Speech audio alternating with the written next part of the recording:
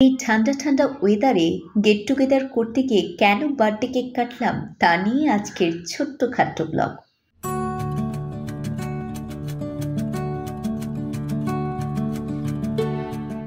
Hello everyone, কিছুদিন ধরে আমরা একটা ছোট্টখাট্ট মিট আপ করতে চাচ্ছিলাম, বাট কোনো মতে টাইমটা মেনটেনও হচ্ছিল না আর আমাদের মিট আপটাও হচ্ছিল না। কিন্তু আজকে আমরা সবাই মিলে একসাথে হতে পেরেছি।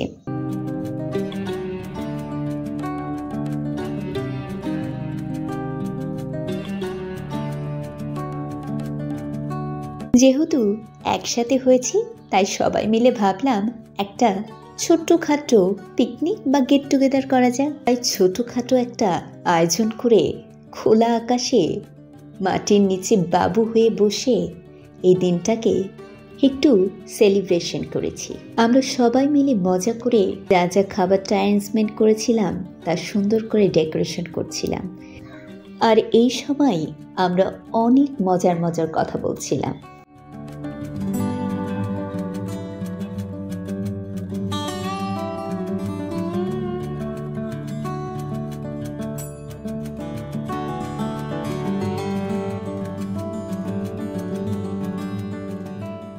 আমাদের ভিডিওটা অন হওয়ার সাথে সাথেই আমরা কাজের পাল্লাপাল্লি দিচ্ছিলাম, কে কত কাজ করতে পারে, আর এসব নিয়ে আমরা অনেক হাসাহাসি করছিলাম।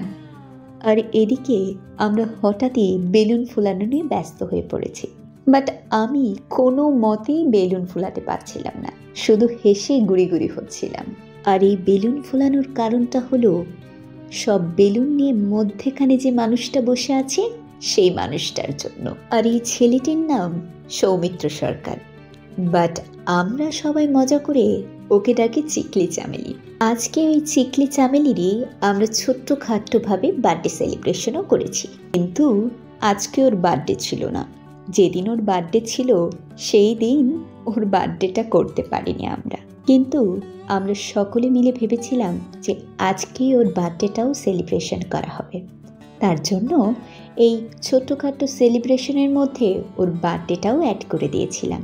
আমাদের চিকলি চামেলি সুন্দর করে চাকুতে কসাইদের মতো ধার দিয়ে তার কেকটা কাটছে। আরেকটা মজার কথা হলো, আমাদের কাছে কোনো ক্যান্ডেল ছিল না, তার জন্য আমরা ওকে দিয়াশালায় কাঠি জ্বলিয়ে বলি ফু দিতে, আর ও ফু দিলে আমরা সবাই ওকে উইশ করি।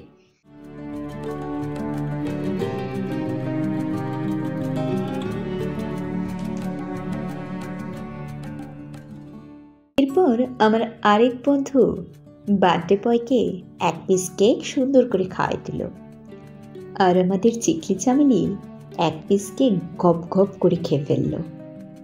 আমাদের বন্ধু চিকলি চামেলির খাওয়ার স্টাইলটা দেখে আমাদের সকলেরই খিদা পেয়ে গেছিল, তাই আমরা সকলে মিলে খাবারগুলো এনজয় করি।